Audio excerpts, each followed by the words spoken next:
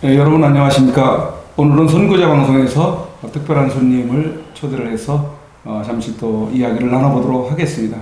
오늘은 국힘당 대선 후보로 나가신 우리 황교안 후보님의 또 곁에서 이렇게 보필을 해주고 계시는 우리 조정연 특보님을 이렇게 모셨습니다. 안녕하세요. 예, 안녕하십니까. 네네. 예. 우리 먼저 시청자분들에게 좀 인사를 좀 해주시죠. 예, 안녕하세요. 소개를 좀 해주세요. 본인 예. 소개를. 저는 국민의힘 황교안 예비후보의 정무특보를 맡고 있는 조정연이라고 합니다. 반갑습니다. 우리 황 후보님하고의 어떤 인연이 좀 있으실 것 같은데, 예. 언제부터 인연을 가지셨어요? 이제 2019년 초, 황교안 후보님이 당대표 나가기 전에 좀 이제 문자를 통화하면서 그때 이제 황 대표님이 당대표를 나가느냐 마느냐 할 때에 제가 문자로도 여러 번 권면을 드린 적이 있습니다. 지금 나라가 굉장히 위급하고 중한데 대표님이 지금 나라 전체를 생각해야지 본인만 생각하시면 되겠느냐 하면서 제가 당대표 나가기를 많이 촉구를 하면서 그때부터 인연을 좀 갖게 됐습니다. 그럼 그때부터 계속 인연을 맺고 지금까지 오시는 거군요? 예, 그래서 이제 작년 이제 4.15 총선 네. 끝나고 나서 이제 좀 한동안 한 11개월 동안은 이제 대표님이나 저나 서로 이제 아무런 연락을 취하지 않았었고, 근데 이제 올 2월에 황교안 우리 후보님이 나는 죄인입니다라는 저서를 통해서 대국민 사과를 총선 실패된 사과를 하는 걸 보고 저분이면 되겠다 싶어서 제가 이제 연락을 다시 취하면서 만나게 된 거죠. 예. 그 후보님의 지금 곁에서 이렇게 보필을 하고 계시잖아요. 예. 주로 어떤 역할을 하고 계시나요, 그러면?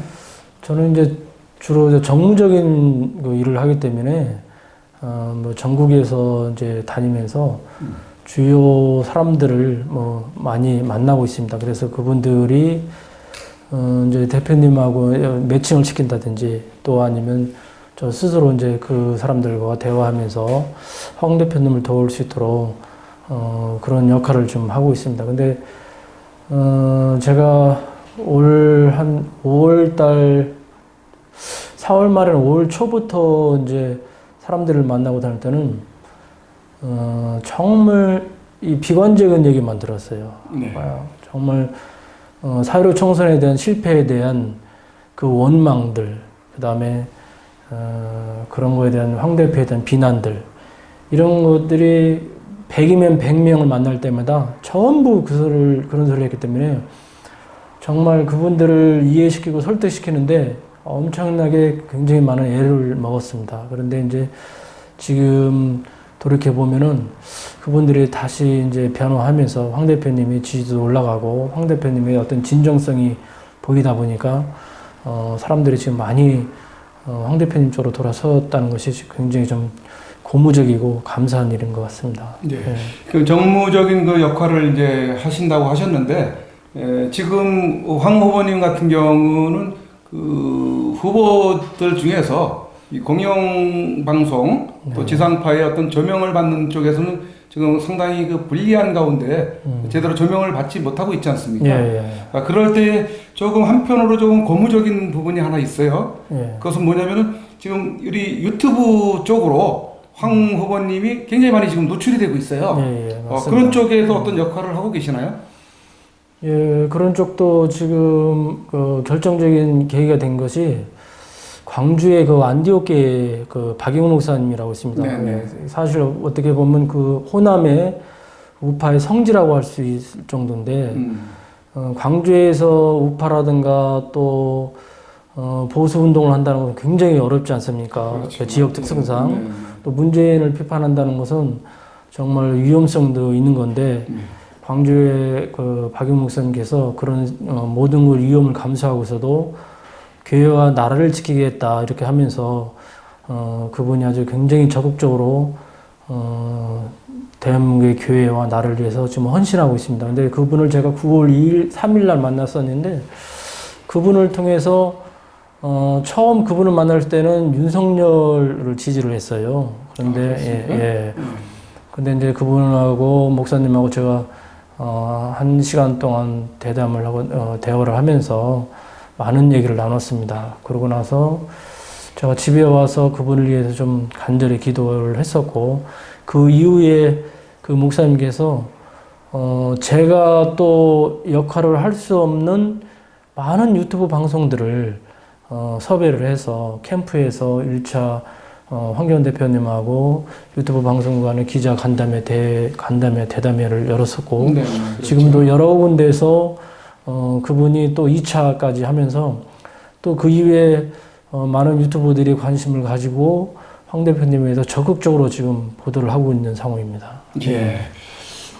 굉장히 어쨌든 뭐 방법이 없으니까 지상파 쪽에서는 좀 뭐 고의적으로 지금 조명을 안 하는 것 같은 그런 그 의혹이 있지 않습니까? 황교안 후보님에 대해서 의혹이라기보다는 뭐 팩트죠, 사실이죠. 뭐 황교안 대표가 사실 예전에 제가 어느 한 예비역 장성을 만난 적이 있었어요. 근데 그분이 저한테 이런 얘기를 했어요. 지금 여권에서 민주당 문재인 정권에서 야권 후보들 중에서 가장 두려워하는 사람이 누구냐고 저한테 물어본 적이 있습니다. 그때 저는 물론 그것을 알고 있었지만 그냥 모른 체 하고 누구냐고 제가 물어볼 때 황교안 후보라고 이런 얘기를 하더라고요. 그래서 왜 황교안 대표가 그 사람들이 두려워합니까? 그러니까 야권 후보 중에서 나라와 그 국민에 대한 그 정직하고 바른 생각을 가지고 있고 지금 잘못 돌아가는 이 대한민국을 바로 세울 수 있는 사람은 그 사람이 유일하다. 자, 본인은 그렇게 생각을 하고 있다. 그러면서 그분이 만약에 차기의 대통령으로 청와대에 들어가게 된다면은 지금 대한민국에 있는 주사파들, 그다음에 민주당 정부 사람들이 가장 두려워하고 있다. 그렇기 때문에 그런 사실을 기반으로 해서 황교안 대표를 의도적으로 고의적으로 지금 언론에 노출시키지 않도록 뒤에서 다 조정을 하고 있다고 저는 확신을 하고 있습니다. 또 저번에 청주 간첩단 사건에서 황교안 대표님도 말씀하셨지만 그때 8.18 문화일보에서 보도가 됐지 않습니까? 그 당시에도 북한이 4.15 총선을 괴멸시켜서 그 모든 책임을 황교안 대표에게 뒤집어 씌우고 매장을 시켜라, 정치적 매장을 시켜라, 이런 얘기 보도가 나왔지 않습니까? 그런 거 볼 때 지금 한국의 언론들이 하는 거 보십시오. 황교안 대표에 대해서는 전혀 보도를 안 하고 있습니다. 뭐 네이버라든가 다음에서 댓글을 해서 황교안 대표 기사를 찾아보려면 일부러 대황교안이라고 이름을 쳐야지만이 기사가 나올 정도니까요. 그러나 윤석열이나 뭐 최재형 후보 같은 경우는 본인들이 어떻게 하고 있는지 뭐 저는 짐작이 가지만 그 사람들은 뭐 언론에 뭐 쫓아다니면서 보도를 하고 있지 않습니까? 예, 그런 면에서 좀 불공평하기도 하지만은 이런 모든 사실들이 시간이 지나고 나면은 다 밝혀질 거라고 저는 확신합니다. 네. 지금 공영방송 지상파에서 황교안 후보에 대한 보도나 이런 부분들이 거의 없는 상황이기 때문에 지금 유튜브 채널을 통해서 많이 출연을 하고 있어요. 노출이 많이 되고 있더라고요. 뭐 메이저 유튜버들이 지금 거의 다 우리 황 후보님을 초청을 해서 지금 방송을 내보내고 있고, 그리고 또 군소 그런 유튜버들도 많이 지금 관여를 해서 보도를 해주고 있어서 지금 황 후보님의 어떤 그 지명도라든지 어떤 진면목 이런 부분들이 지금 많이 알려지고 있는 것 같아요. 예, 맞습니다. 그래서 지금 분위기가 조금 굉장히 업이 되고 있는 것 같은데 초창기하고 지금으로 이렇게 비교해 봤을 때 우리 특보님이 그걸 잘 알지 않습니까? 어떤 정도의 지금 변화가 있는 것 같아요? 황 후보님에 대한 변화가? 단적으로 표현해서 말씀드린다면 뭐 천지개벽이라고요. 하늘과 땅 사이. 그 정도. 아까도 제가 말씀드렸지만 처음에 전국에서 사람들을 만나고 다닐 때는 귀에 딱정이가 붙일 백일 만큼 전부 황교안 후보에 대한 비난 일색이었거든요. 비난 일색이고, 네. 그 다음에 원망, 네. 그런 거에 대해서, 뭐하러 대통령 후보를 나왔느냐, 이런 어떤 조롱 아닌 조서까지도 이런 얘기를 제가 듣고 다녔습니다. 그니 듣고 다니는 사람은 얼마나 그 스트레스가 받겠습니까? 예. 그것을 전국에 다니면서 들을 때 굉장히 스트레스를 받았습니다. 그런데 지금은 다니다 보면 황교안 후보 전부 응원한다 이런 얘기를 합니다. 예, 단적으로 제가 이제 지난주 목요일날 군산에 미군 비행장에 갔을 때에 거기에 미군 반대 철수를 주장하는 민노총하고 전남대 학생들이 주로 왔었는데 이번에는 미군 주둔 환영과 철수 반대 집회에 제가 좀 참석을 하고 왔어요. 그런데 거기에서도 사실 그분 중에서 상당수가 거의 다 정광훈 목사님 애국 성 광화문에 운동했던 분들인데 더더욱이나 정광훈 목사님 쪽의 성도분들은 어떤 이유인지에서는 모르겠지만 제가 만난 분들은 열의민을 다 황교안 대표를 욕을 하고 배신자, 비겁자 다 욕을 했었거든요. 예전에? 예. 네. 그런데 지금은 정광훈 목사님 쪽에서도 전부 황 후보밖에 없다. 황교안 대표를 이렇게 지지하는 상황이다 보니까 처음하고는 지금하고는 너무나 차이가 있습니다. 네. 아무래도 황 후보님이 지금 또 지난번에 어떤 신앙적으로 어떤 그 계기가 있었다고 이야기를 하고 있지 않습니까? 13일 동안의 회개의 어떤 시간들이 있었다. 그런 부분들을 통해서 또 하나님으로부터 어떤 그 감동받은 게 있어서 또 그것을 신앙 간증을 하러 또 교회에서 초청이 오면은 여러 교회의 초청에 응해서 지금 다니고 계시는데 그런데 출연하면서 말씀하시는 그 부분이 어떤 그 인격적으로 황 후보님이 말씀하시잖아요. 그리고 또 유튜브에 출연을 하셔서도 어떤 또 사회자는 진행자는 또 이렇게 그 황 후보님을 조금 일부러 어떤 그 진행상의 어떤 기법일 수도 있겠지만은 자극성 있는 그런 그 질문도 하고 그러잖아요. 그럴 때마다 황 후보님은 거기에 발끈하지 않고 차분하게 그렇게 답변을 하시고 응대하시는 그런 그 모습을 통해서 오히려 그것이 많은 시청자분들에게 황 후보님에 대한 어떤 새로운 진면목을 알리는 그런 그 기회가 돼서 굉장히 많은 어떤 그 지지로 돌아서는 거 아닌가 이런 그 생각이 들더라고요. 그리고 어제도 또 유튜브 채널에서 그동안 그렇게 질문하시는 분은 없었거든요. 황 후보님은 그 8명의 그 국힘당 후보자들 중에서 누구를 좀 존경하거나 또 이렇게 그 지지할 만한 사람이 누가 있느냐 이제 이렇게 질문을 했던 부분이 있었어요.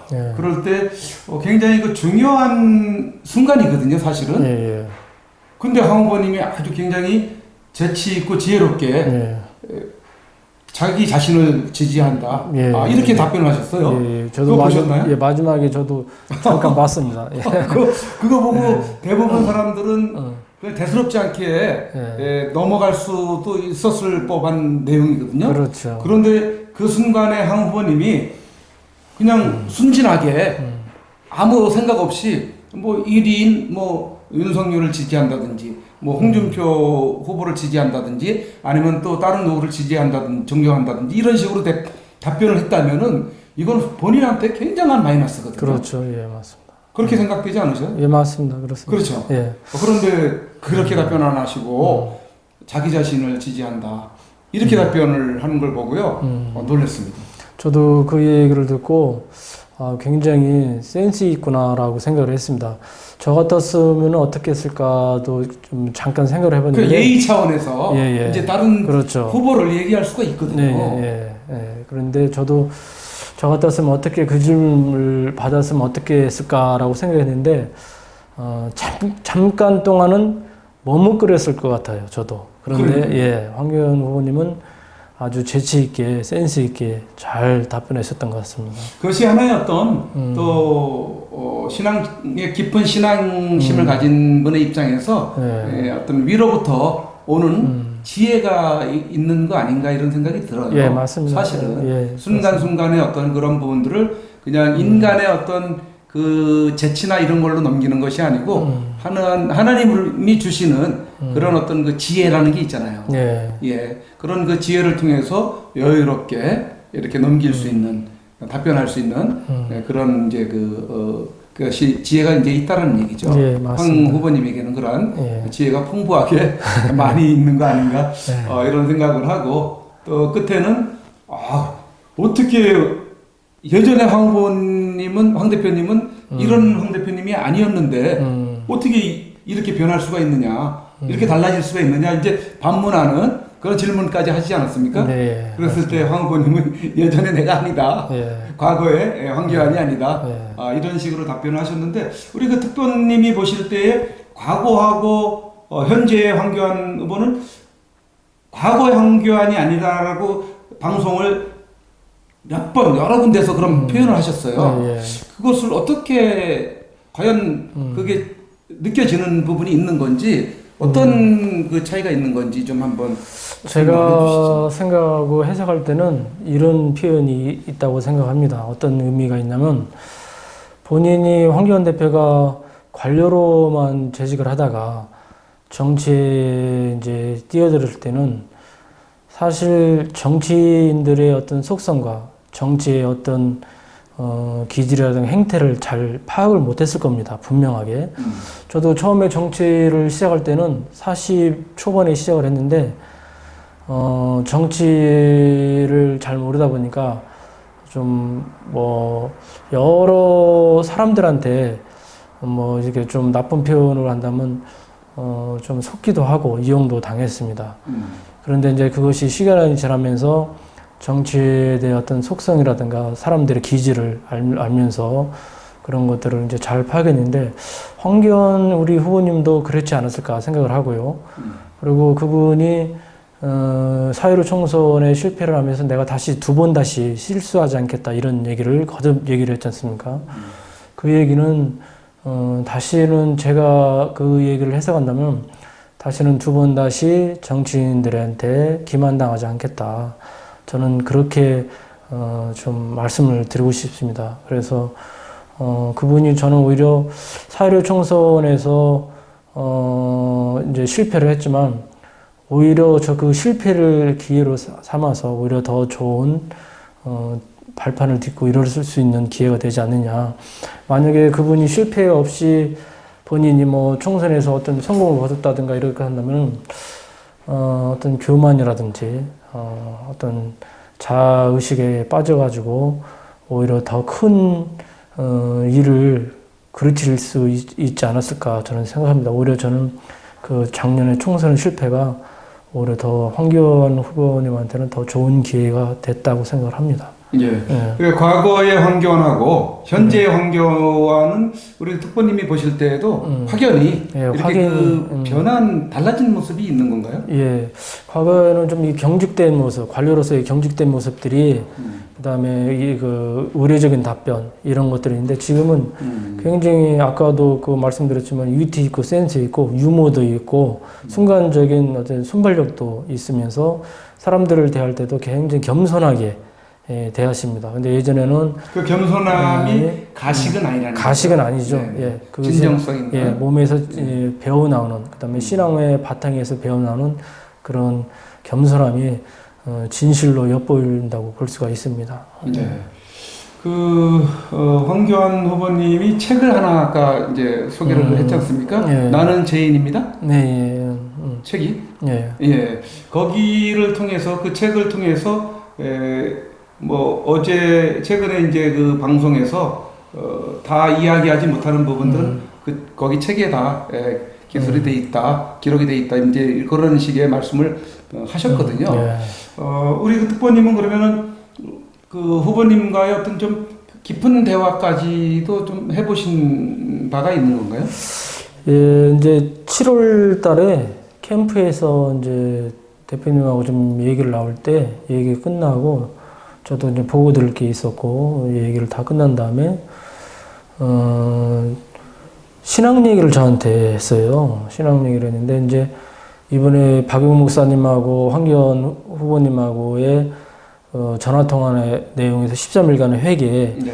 이 얘기를 2개월 전에 저한테 미리 얘기를 했습니다. 아, 그렇군요. 예, 그래서 얘기를 해서 하면서 우리 황 후보님이 저한테 말씀하기를 그 하나님이 받은 메시지라든가 회개하면서 본인이 당대표로 있을 때에 잘못했던 분들, 교만했던 부분들, 이런 부분들을 저한테 말씀하셨고, 그러고서, 이런 얘기를 참 누구한테도 얘기를 할 수 없는데, 이제 캠프에서는 둘이 있을 때는 저한테 장로님이라고 불러요. 그래서, 예, 장로님은 제 얘기를 받을 만한 어떤 믿음의 그릇이 되기에 제가 이 말씀을 드립니다. 그러더라고요. 제가 그 말씀을 듣고 제가 아멘이라고 답을 했었거든요.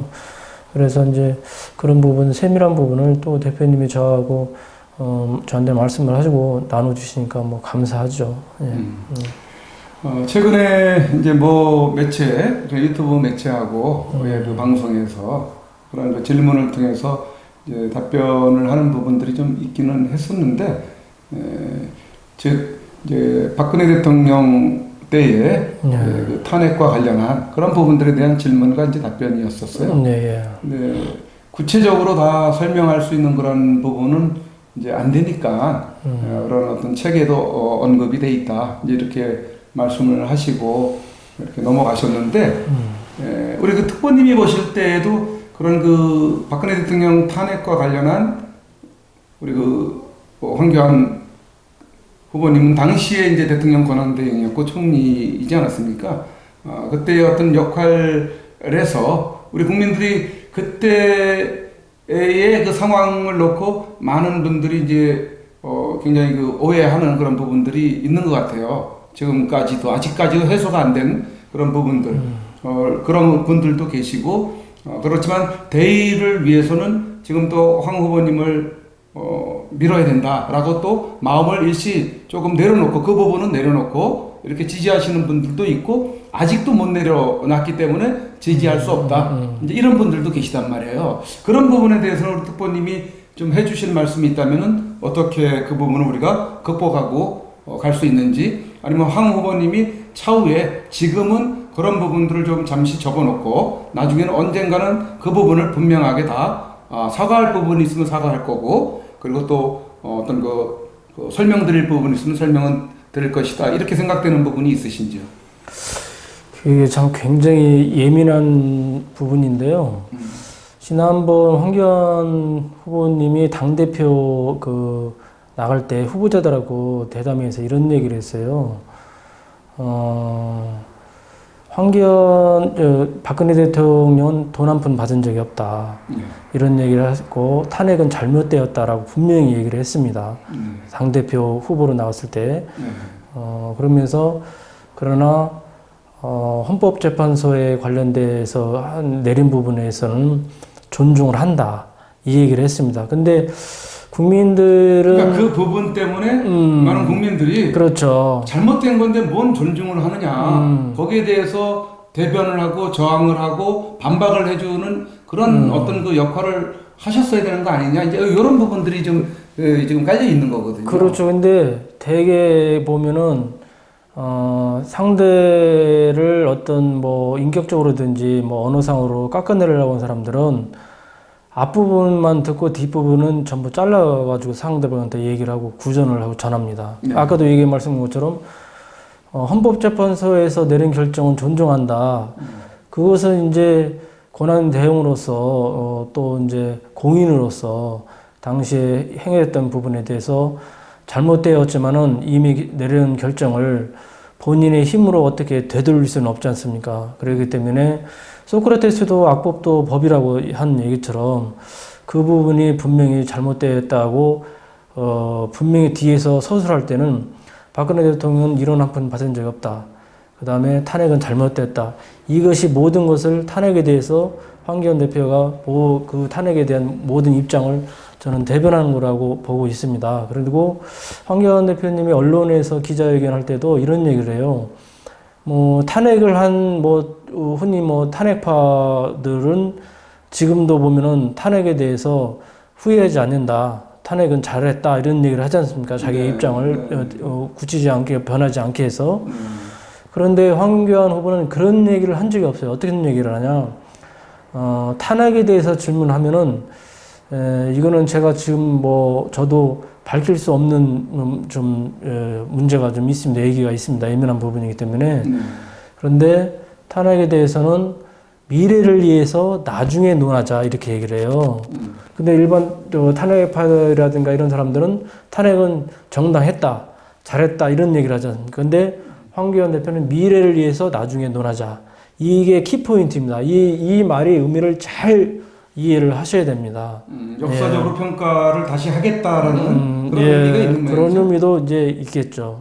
그렇기 때문에 지금 탄핵파들이라든가 또 국민들이 오해하고 있는 부분, 대개 이제 일반 국민들은 국정 최고위에서 일어나는 들을 속속히 알 수는 없지 않습니까? 국회의원들 사실 위에서 대통령이라든가 위에서 일어나는 중요한 사항들을 국회의원이라고 다 알 수는 없습니다. 그런데 일반 국민들이 그걸 어떻게 알고 있습니까? 근데 흘러나오는 얘기로 언론에서 하더라 이런 얘기만 언론만 얘기 듣고 그것이 사실인 양 진실인 양 국민들이 막 주장을 하는데 그것은 그와는 반대라는 것을 국민들이 좀 이해를 하시고 알아주셨으면 좋겠다는 말씀을 좀 드리고 싶습니다. 비하인드 스토리가 좀 있을 수 있는데 그와 반면에 황교안 후보님 개인적으로는 박근혜 대통령님의 그 탄핵을 막아보려고 부단히 노력을 애를 썼다라고 하는 그런 이야기가 있다고 하는 부분이 혹시 있었던 것 같은데 아시는 부분이 들으신 바가 있나요? 저도 황교안 후보님이 그 당시에 했던 일을 세세하게 알지는 못하지만은 황 후보님이 본인의 권한 대행으로서 탄핵이 아까도 얘기했지만 탄핵이 잘못됐다는 것을 모든 국민들에게 얘기를 했기 때문에 그 전에도 탄핵을 막기 위해서 본인이 하고자 하는 일은 최선을 다했습니다. 그런데 권한 대행이라는 것은 사실 권한 말 그대로 권한을 대행을 하는 신분에 있기 때문에 권한은 적고 의무는 많은 게 사실 권한 대행이 아니지 않습니까? 그렇기 때문에 또 헌법재판소 어저께 정규재 TV에서 그 얘기를 하시더라고요. 왜 당시에 헌법재판소 김문수 대표였나요? 김문수 대표에서 헌법재판소장을 왜 임명 안 했냐? 그 얘기를 했는데 그렇게 얘기했죠. 본인이 권한대행으로서는 장관급 이상은 권한대행이 할 수 없는 위치에 있다. 그렇기 때문에 그 부분은 본인이 하기 어려웠다 이런 말씀을 하셨습니다. 그래서 권한대행으로서의 박근혜 대통령의 탄핵을 막기 위해서 저는 황교안 대표가 최선을 다했다고 많은 노력을 기울였다고 알고 있습니다. 지금 큰 일을 앞두고 있고 그다음에 지금 국민의힘당만이 아닌 다른 군소 야당에서도 지금 대선에 내보내기 위한 그 후보들을 지금 세우고 있지 않습니까? 이런 여러 야권에서의 이제 나중에는 최종적으로 단일화를 시도를 해야 되잖아요. 이렇게 분산해가지고 후보가 이렇게 난립이 되면은 아무래도 지금 그 여권에서는 굉장히 지금 집중을 해서 그렇게 나가고 있는 판국에 우리 야권이 분열되면 안 되니까 그 후보들 중에서 가장 지지도가 높은 사람으로 이제 단일화를 시도를 해야 되잖아요. 그런 부분들을 향해서 가고 있는 이런 그 일에 이제 우리가 중지를 모아야 되니까 국민들이 탄핵과 관련해서 황교안 후보님의 어떤 인품이나 도덕성이나 인격적인 그 부분이나 이런 걸로 봐서 우리가 좀 오해하고 있는 부분이 있겠구나라고 이제 생각을 하면서 지금은 이제 잠시 그 부분을 내려놓고 예, 그 국힘당에서는 황교안 후보님이 단일화가 될 수 있게끔 지지하는데 총력을 기울일 필요성이 있겠다고 그렇게 말씀을 드리고 싶겠네요. 맞습니다. 자, 그러면 지금 8강에서 이제 이달 8일 날이면 이제 4명을 또 후보를 추리지 않습니까? 예, 지금 그런데 뭐 1위로는 윤석열 후보, 그다음에 뭐 홍준표, 그다음에 그 누구죠 또? 그 유승민. 예, 유승민. 그다음에 황교안 후보 뭐 이런 순으로 지금 프로테지 지지도가 나오고 거기서 약간씩 이렇게 차이가 있게끔 나오고 있는 것 같은데 물론 뭐 현재 하고 있는 여론 이 부분은 저희가 다 액면 그대로 받아들일 수는 없지만은 어쨌든 지금 4강을 가야 되는 입장에서 4강을 겨우 넘어간다 손 치더라도 그 단일 후보를 선정하는 데 있어서 또 굉장히 그 불안한 그 요소를 가지고 있잖아요. 예, 그것은 곧 뭐냐면은 현재 국힘당의 대선 관리를 지금 중앙선관위에서 관여를 하고 있다라는 거 아니에요? 그쪽에 맞습니다. 위탁을 해가지고 뭐 여론조사에 대한 어떤 관여, 그 다음에 그 투개표에 대한 모든 관여와 결과까지 거기에 발표에만 의존을 해야 되는 거 아닙니까? 그렇죠. 예. 그래서 그 부분에 대해서 황교안 후보님이 굉장히 좀 우려를 표명을 하고 있는 가운데 있는데, 예, 그 부분이 왜 부당한지에 대해서 뭐 이번에 잠시 좀 그 소상하게 한번 설명을 해주시고 그 부분이 부당하면은 어떻게 우리가 운동을 통해서 중앙선관위가 손을 뗄 수 있게 할 수 있는 방법이 뭔지 그런 방안까지도 한번 우리 그 시청자분들에게 좀 알리시면 좋을 것 같아요. 이제 황교안 후보님도 이제 중앙선거관리에다가 맡기는 것은 고행이 뭐 생사를 맡기는다 이런 식으로 표현을 했지 않습니까? 지난 4.15 총선은 100% 부정이라는 사실이 명백하게 드러났는데 사실 그 부정선거의 어떤 행동대원으로서의 친위대 역할을 한 집단이 중앙선거관리위원입니다. 근데 그렇게 범죄 집단, 선거에 대한 부정을 저지른 그 범죄 집단 중앙선거관리원에다가 국민의힘 대선 후보를 맡긴다는 것은 이것은 정말 있을 수 없는 일이죠. 이것을 처음부터 생각을 하고 기획했던 이준석 당대표라든가 선관위, 경선위원이라든가 지금 현재 정홍원 정 총리의 선거관리위원회도 저는 이에 대해서 책임을 져야 된다. 저는 그렇게 생각을 하고 있습니다. 그래서 중앙선거관리는 절대 우리는 맡겨줄 수 없다는 것이 우리 황 후보님의 절대적인 생각의 의지입니다. 그리고 그렇게 되면은 후보를 본인들의 입맛에 맞게끔 경쟁력이 약한 후보들을 선택을 해서 야권의 누구 후보하고 대결시키겠다는 그런 의도가 명백하게 보이는데 그러면은 이것은 그들한테 그냥 밥상 차려주고 다 우리 스스로 숟가락으로 그들을 입에 먹여주는 결과인데 저희들은 그거에 대해서 절대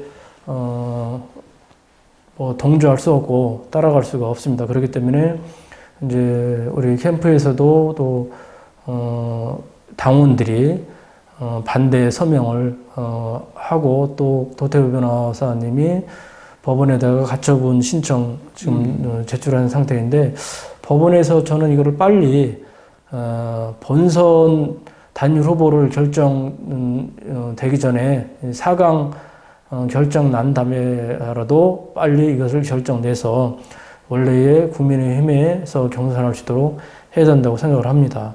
그리고 이제 역선택 문제도 마찬가지인데 화태경 유승민 후보라든가 홍 후보가 지금 역선택 방지 조항을 거부를 했지 않습니까?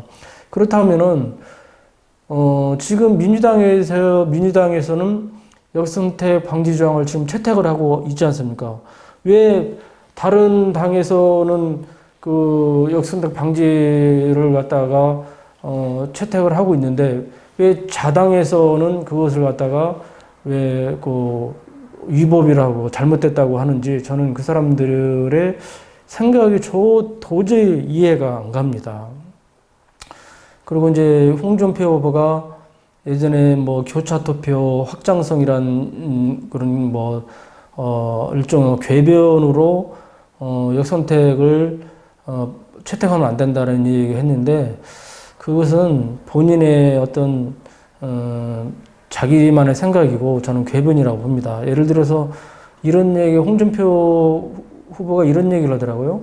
지난 오세훈 서울시장 선거 때에 민주당에서 오세훈 후보를 23%를 지지를 했다. 이런 민주당 사람들이.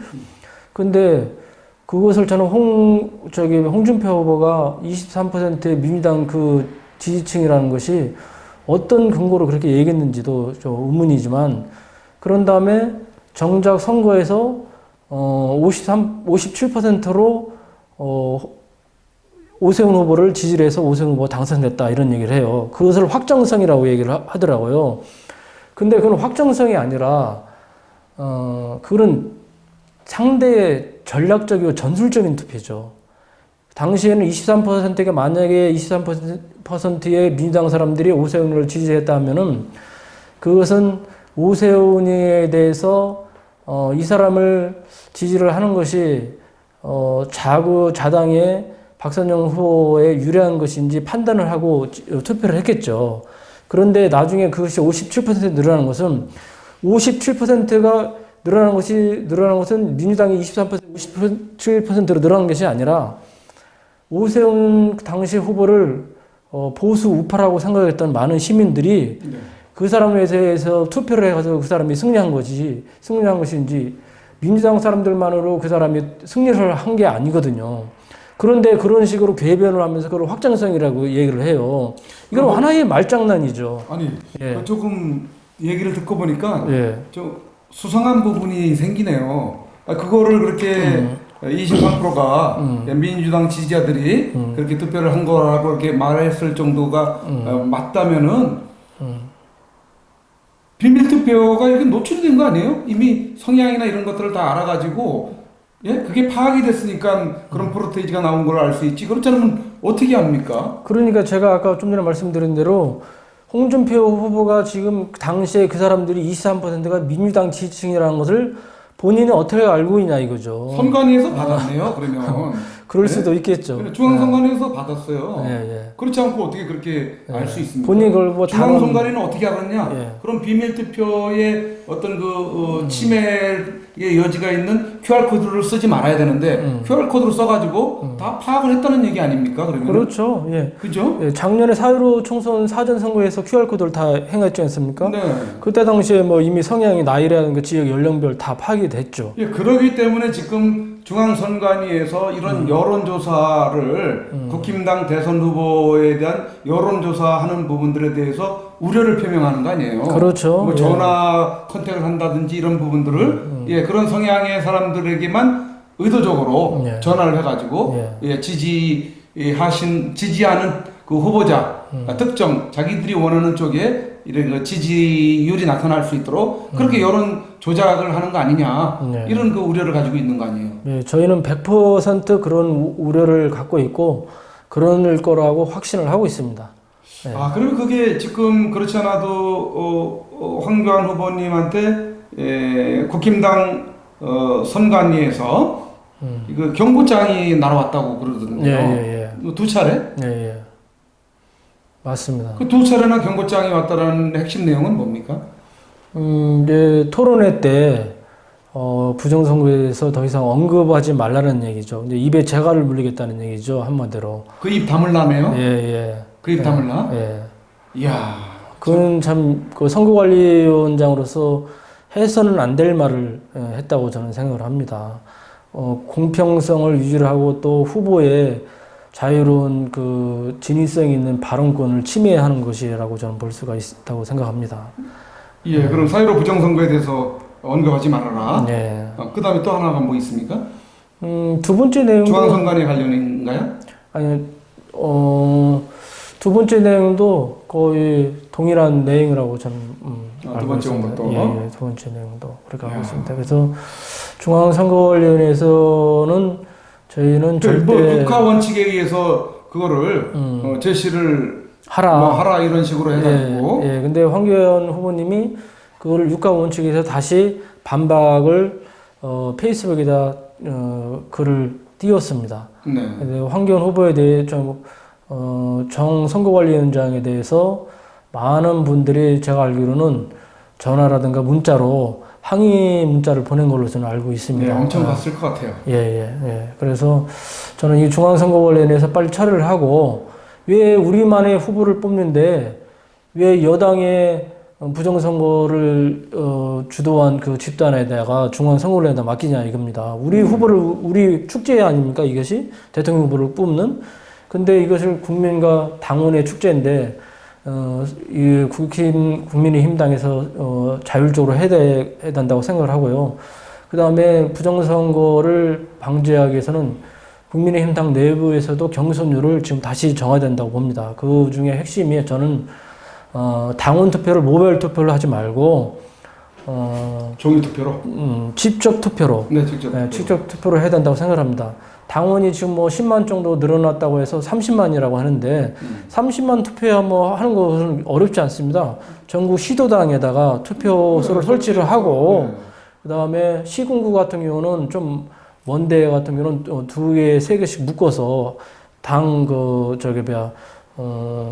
어디 동사무소라든가 아니면 현지 국회의원 사무실에다가 그렇죠. 설치를 하고서 한 다음에 그러고서 개표를 할 때는 각 시도당에다가 전부 한 곳으로 모아서 거기서 각 후보들, 감시단들이 참가한 상태에서 개표를 하면은 그 5천만도 이렇게 예전에는 뭐 3천만, 4천만 국민들 수개표까지 했는데 30만 수개표 하는 거야 뭐 어렵지 않습니다. 예, 금방 합니다. 빨리 끝날 수도 있고. 그래서 부정선거를 막을 수 있는 방법 중에 가장 좋은 방법은 당원들의 직접 투표.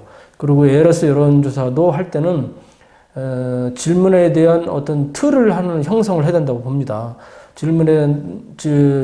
여론조사를 할 때에 그 질문 내용이 애매모호해 가지고서 사람들이 혼선을 초래할 수 있는 그런 질문은 피할 수 있도록 질문에 대한 모형 틀을 작성한 다음에 그다음에 각 후보의 감시단들이 선거 여론조사 기관에 같이 파견돼서 거기에 대해서 그걸 감시를 하고 있어야 된다고 생각을 합니다.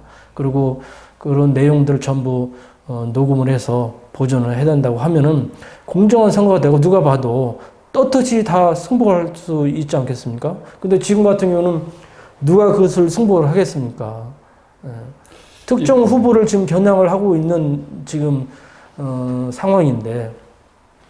예, 아까 말씀을 좀 언급하셨는데, 지금 야당, 국힘당의 가장 두려운 그런 사람이 누구냐고 했을 때 황교안 후보다라고 이렇게 언급한 부분이 있었다고 누가 그랬다 그랬죠. 네.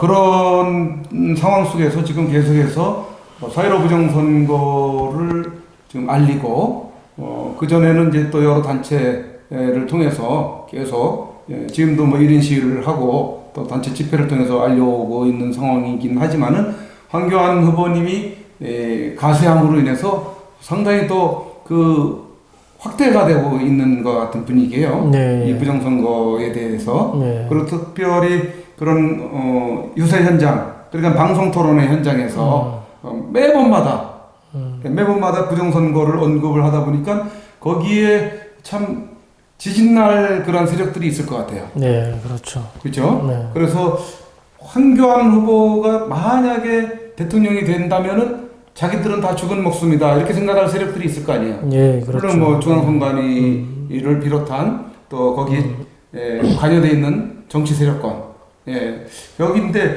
그러면은 길을 쓰고 이걸 막아야 될 텐데라는 어떤 그 음모가 진행이 될 수 있을 것 같은데 그 부분에 대한 우려가 있을 것 같은데요.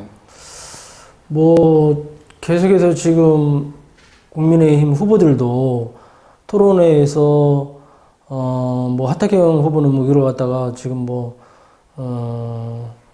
계속 이제 부정이 아니다. 예, 부정이 아니라고 얘기를 있죠. 하고 있고, 다른 후보들은 지금 언급을 회피를 하고 있고, 또 부정선거를 계속 주장했던 3차 때까지만 해도 황교안 2, 3차 때 토론회 때는 황교안 후보에 대해서 다른 후보들은 의도적으로 질문을 하지 않고 본인들만 자기네들이 토론을 했지 않습니까? 그것이 이제 왕따 진행을 했죠. 완전히 제외시키고 왕따를 시켰는데, 지금 국민의힘 후보들조차 그러기도 하고, 또 뭐 여당은 말할 것도 없고, 지금, 이 사람들이, 황교안 대표가 부정선거에서 밝혀지면은, 그거에 대한, 최고의 황교안 후보는 종신형을 쳐야 된다 이런 얘기를 했지 않았습니까? 네, 그러니까 그런 얘기를 들은 그 세력들이 부정선거를 부정선거 아니라고 방해하는 그런 세력들이 얼마나 두려워하겠습니까? 그런 얘기를 들었을 때에. 그리고 황교안 후보는 사회 총선은 전부 부정이다. 무효화를 선언했지 않습니까? 저는 개인적으로는 사회 총선이 무효화를 황교안 대표가 선언했다고 하면은 민주당의 후보들뿐만 아니라 국힘당의 후보 중에서도 부정으로 당선된 사람들은 모두 의원직 제명을 시켜야 된다고 생각을 합니다. 그래요. 예, 제명뿐만 아니라 그에 대한 처벌과 법적인 판단을 받아야 된다고 생각을 합니다. 그렇게 되면은 이거는 뭐 국회를 거의 해산 차원이 되는 건데 국회를 다시 뭐 재구성을 해야 되는 그런 상황이 와야 된다고 보고 있습니다. 예, 그렇게 되면은 더 나아가서 제가 뭐 한 발짝 더 나간다면은 황 후보님하고 제 생각으로는 좀 다를 수가 있는데 제 개인적인 생각으로는 부정으로 당선된 국회의원들이 지금 민주당에서 굉장히 많은 악법들을 많이 지금 만들어내고 있지 않습니까? 예, 국민들도 모르게 지금 자기네들이 그냥 망치 땅땅땅 두들겨 하면서 법을 만들어내고 있습니다. 다 무효화시켜야 됩니다. 예. 그러면 의원직 제명당하고 부정선거 당선된 사람들이 만든 법이 그거는 무효화시키다 하는 건 당연하다고 봅니다. 근데 이제 그것을 우리 황 후보님께서는 그것을 전부 무효화시키는 것이 어렵다. 그거를 하나씩 법적인 판단을 다시 해서 하나씩 폐기를 시켜야 된다고 하는데 지금 제가 알기로는 뭐 3,000개가 넘는다고 들었어요. 예, 지금 민주당 쪽에서 만든 법안들이. 의도적으로 하는 것 같습니다. 예. 그러면 그 3,000개를 하나하나씩 법리적, 심리적, 어느 세월에 그걸 다 폐쇄를 했습니다. 일괄적으로 그냥 다 무효화시키는 절차를 거쳐야 될 것 같아요. 예, 맞습니다. 국민들도 그렇게 지금 원하고 있다고 저는 생각합니다. 그렇게 말하는 분들도 저에게 말하는 분들도 많이 제가 들었고요. 예, 지금 우리 황교안 후보님이 과거의 모습은 많은 분들이 뭐 선비 스타일, 뭐 샌님, 뭐 이런 이제 한마디로 말하면 이제 나약하다 이거죠. 예, 그래서 한 나라를 이끌고 갈 만한 뭐 총리나 대통령 권한대행까지는 했다 손 치더라도 예, 이런 국가의 어떤 주권의 어떤 이 부분을 보호해주고 이끌고 나갈 수 있는 대통령으로서의 어떤 때로는 강인한 그런 강직한 면모를 이렇게 보이고 해야 될 필요성이 있을 때가 있는데 좀 유약하지 않느냐 이런 평가들을 해요. 그런데 보시기에 좀 어떠신 것 같아요? 제가 볼 때는 전혀 아닙니다.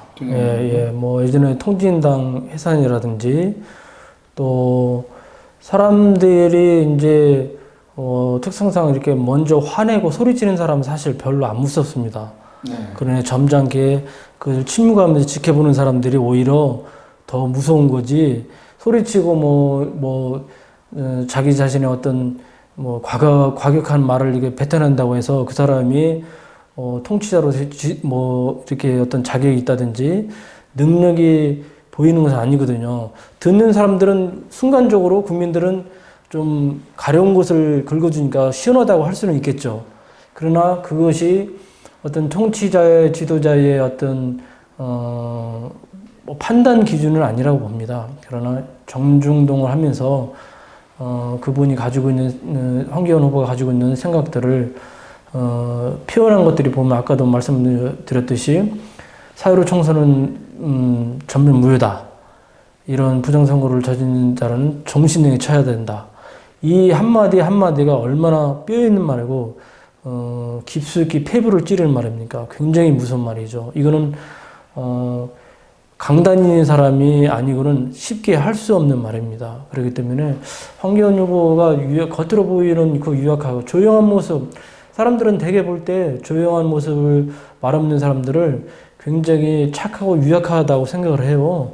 근데 외유내각이라는 표현도 있듯이 겉은 부드러워도 속이 단단하고 강한 사람들이 많습니다. 황교안 후보는 바로 외유내강의 전형적인 모습이라고 생각을 하고 있습니다. 예. 그 지난 5차 방송토론인가에서 그런 일이 보여졌던 것 같은데요. 각각 어떤 상징적으로 어떤 그 물건을 하나씩 갖고 와라 해서 그걸 왜 갖고 나왔는지 설명을 하라 했을 때 황교안 후보께서는 이제 거북선을 가지고 나오셨어요. 그러면서 사직생이라는 그런 그 말을 통해서 죽을 각오로 본인이 이제 그 임한다라는 어떤 의미에 내포할 수 있는 그런 그 표현을 하신 것 같아요. 그러니까는 그런 어떤 일련의 근자의 그런 행보라든지 발언이라든지 이런 그 대담의 내용들을 통해서 봤을 때 정말 각오가 남다르다라는 것을 지켜봐온 측근들이나 이런 분들은 좀 변화를 많이 느끼실 것 같은 생각이 들기는 합니다. 사직생 이순신 장군의 거북선 들고 나오셨어요. 과거에는 뭐 어떠셨는지 모르겠지만 어쨌든 과거하고는 지금은 많이 다르다. 과거에 황교안이 아니다. 이걸로 다 함축할 수 있는 내용이겠네요. 그렇죠. 가끔마다 이제 저하고 이렇게 대화를 나다 보면 그런 말씀을 합니다. 본인은 대한민국과 국민을 위해서 죽을 각오가 돼 있다. 이런 말씀을 표현을 하실 때가 있거든요. 죽을 각오가 돼 있다고 얘기를 하셔요? 그렇기 때문에 그분의 진정성이 거북선을 들고 왔을 때는 이순신 장군도 왕에게 이제 고할 때 신에게는 13척의 전함이 있습니다라고 하면서 죽을 각오를 하고 일본 외선들하고 나와서 싸워서 승리하지 않았습니까? 우리 황교안 후보도 그와 같은 지금 그 자세와 각오를 가지고 나가기 때문에 저는 반드시 승리할 거라고 확신하고 있고요. 좀 또 앞으로 하나님께서 어떤 기적을 사람들이 감히 생각할 수 없는 추측할 수 없는 어떤 변화와 기적이 조만간 일어날 거로 확신하고 있습니다. 이번에 지금 중앙선관위에다가 국힘당의 대선 관리를 맡긴 것 때문에 지금 부당하다 하고 당원들이 지금 반발을 하면서 어떤 그 지금 소송 중단해달라는 그런 그 소송을 하고 있는 것 같아요. 그래서 당원들 한 2,000여 명인가가 서명을 해서 참여를 하고 있다라는 얘기를 듣는데 과연 저 지도부에서 또는 그 대선 관리하는 그 부서 있잖아요. 조직된 정홍원 총리가 지금 위원장이지 않습니까? 그쪽에서 그런 부분들에 대해서 순순히 수용을 해줄까에 대한 그 의문이 이제 있는 건데. 그렇죠. 어떻게 압박을 할 수 있는 부분이 뭐 많지 않나요? 제가 볼 때는 국민적인 어떤 힘이 가해지면은 그게 빠르고 가능한. 그렇죠. 당원들과 국민들. 이제 최후에는 당원과 국민들이 나서야겠죠. 그러고서 이제 이것을 저희가 우리는 승복할 수 없다는 것은 분명히 의사 표현을 했지만 그렇다고 지금 진행되고 있는 것을 이게 막고 저지를 한다고 하면은 오히려 저 사람들은 저희들한테 그 모든 책임을 뒤집어 씌울 수가 있으니까 당원들과 최후에는 국민들이 저는 나설 거라고 생각을 하고 있습니다. 그러면은 당원과 국민들이 나서는데 어떻게 그거를 국민의힘 당대표라든가 선거관리에서 거부를 할 수가 있겠습니까? 저는 그렇게 될 거라고 생각을 하고 있습니다. 네. 예. 지금 경선 과정에 있는데 8강에 들어섰고 이제 4강을 앞두고 있는데요.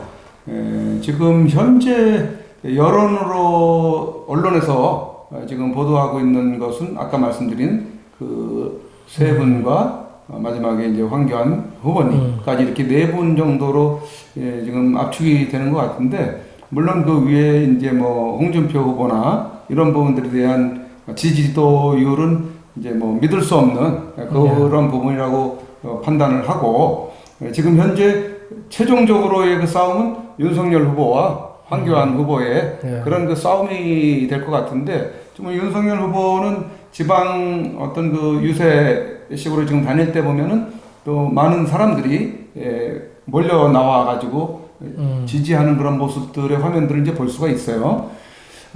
이러한 부분이 지금 현실인 것 같은데, 그러면은 황교안 후보님이 4강에 진입을 하면서 어떤 큰 변화가 생겨야 되는데, 윤석열의 어떤 것을 깨야 되는 그런 변화가 생겨야 되는데, 그 부분에 대해서 지금 낙관적으로 보시는 어떤 기적이 일어날 걸로 보는 거죠? 뭐 기적도 기적이지만 지금 중앙선거관리위원회에서 국민의힘으로 선거관리가 이첩이 되면은 저는 판도가 100% 완전히 달라질 거라고 생각을 합니다. 저는 윤석열 후보의 지지도에 대해서 저는 신뢰를 하지 않고 있거든요. 그렇게 되면 국민의힘에서 자체적으로 경선 룰에 의해서 여론조사를 하고 당원에 대한 투표를 하고 여론조사를 한다고 하면은 그렇게 됐을 때 저는 황교안 후보하고 윤석열 후보가 지금 지지도 차이가 정반대로 나타날 거라고 생각을 하고 있습니다.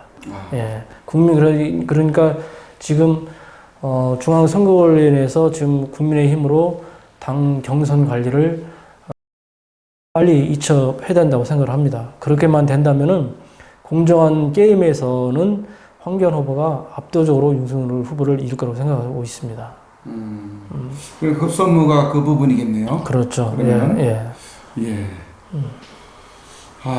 참 절체절명에 있는 대한민국을 위해서 정말 슈퍼맨처럼 또 슈퍼스타처럼 이렇게 나라를 구할 위대한 인물을 기다리고 있는데, 어떤 사람들은 뭐 이재명이다, 어떤 사람은 윤석열이다, 또 뭐 어떤 사람들은 또 다른 누구누구다, 이렇게 이야기들을 하고 있고, 그 가운데 이제 황교안 후보님이 정치 일선에서 물러나는 듯 했다가 다시 지금 대선에 뛰어들면서 판도의 변화, 또 기대치들이, 국민들이 바라는 또 기대주가 새롭게 이렇게 좀 부상이 되고 있는 거 아닌가, 이렇게 생각도 이제 드는 그런 시기에 지금 접어들었습니다. 우리 국민들이 잘 또 판단을 해야 되는 그런 중요한 시점에 와 있습니다. 선거를 어차피 안 할 수 없는 상황이라면은 그 가운데서 누구를 선택해야 될지를 가장 심각하게 신중하게 고민을 해야 되는 상황에서 우리 오늘 조 특보님을 이렇게 만나서 우리 황교안 후보님에 대한 이런저런 이야기를 나눠볼 수 있는, 아마 도움이 조금 되지 않았을래나 이런 생각을 하는데요. 우리 마지막으로 우리 시청자분들에게 어떤 또 황 후보님을 위한 그런 그 요청의 말씀이 있으시면 해주시고 인사를 하시죠. 예. 국민 여러분, 시청자 여러분, 10월 8일로 다가왔습니다. 지금 상황에서 대한민국의 위중한 상황 속에서 정말 대한민국과 국민을 위한 후보가 누군지를 잘 판단하시고 황교안 후보에 대해서 적극적으로 지지와 성원을 부탁드리겠습니다. 지금 내년에도 만약에 민주당 쪽으로 정권이 이양이 된다고 하면은 대한민국의 희망은 사라진다고 보고 있습니다. 모든 국민들이 그거에 대해 동감을 하고 있고 두려워하고 있는 실정입니다. 그래서 국민의 후보 중에서 정말 대한민국 국민을 생각을 하고 정직하고 공의롭게 그렇게 나라를 바로 세울 수 있는 그런 후보가 누구인가를 우리 시청자분들께서 잘 판단하셔서 우리 황교안 후보를 적극적으로 지원해주고 성원해 주시면 진심으로 고맙겠습니다. 감사합니다. 예, 오늘 우리 황교안 후보님의 정무특보 우리 조정현 정무특보님을 모시고 방송 대담을 했습니다. 우리 황교안 후보님이 국힘당에서 굉장히 지금 급 부상을 하고 있습니다. 대통령감으로 여러 가지 어떤 인격적인 면, 지정의적인 측면에서 모두 다 많은 우리 국민들이 지금 굉장히 흡족해하고 대통령감이라는 그 인식들을 하고 있는 것 같습니다. 이럴 때 다른 세력들이 손을 타고 또 조작을 하지 못하도록 우리 국민들이 또 그런 부분들에 대해서 눈을 부릅뜨고 또 잘 살펴보고 경계를 함으로 인해서 어떤 우리 여러분들의 어떤 의사가 사회로 부정선거 때처럼 어떤 도둑질 당하지 않는 그러한 선택이 될 수 있도록 많은 또 관심과 지지와 성원이 있어야 될 것 같습니다. 계속해서 응원을 해주시고 많은 또 기도가 필요할 것 같습니다. 오늘 대단히 감사합니다. 고맙습니다. 네, 예. 고맙습니다.